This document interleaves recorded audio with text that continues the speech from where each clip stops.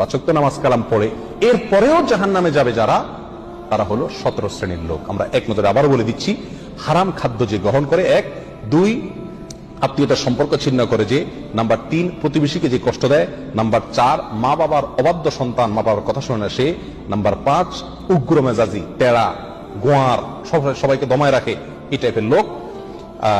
Number 6 অধীনস্থদেরকে, প্রজাদেরকে, যে সমস্ত শাসকেরা, যে সমস্ত রাজারা, যে সমস্ত রাষ্ট্রপ্রধানেরা, সরকার প্রধানেরা বা যে যে লেভেলে আছে সে তার প্রজাদেরকে ধোকা দেয় যে তারা।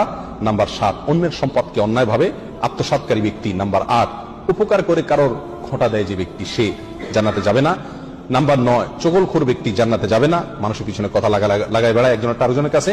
নাম্বার 10 অন্যকে নিজের পিতা হিসাবে, নিজের বাবাকে না বলে পরিচয় না দিয়ে অন্যকে নিজের বাবা হিসাবে, পিতা হিসাবে পরিচয় দেয় যে ব্যক্তি, সে। নাম্বার 11 গর্ব এবং অহংকার করে যে ব্যক্তি, যার মনের ভিতরে অহংকার আছে, সেই জান্নাতে প্রবেশ করবে না। নাম্বার 12 রাসূলুল্লাহ সাল্লাল্লাহু আলাইহি সাল্লামকে যে ব্যক্তি ফলো করে না, তার নির্দেশকে মান্য করে না, সেই ব্যক্তি। নাম্বার 13 অকারণে তালাক কামনা করে, তালাক চায় যে মহিলা, সেই মহিলা।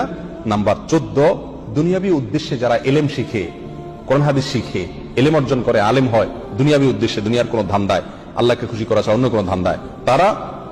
নাম্বার 15 চুলে বা দাড়িতে কোনো জায়গায় কালো কলব, পিওর কালো কলব ব্যবহার করে যারা, তারা।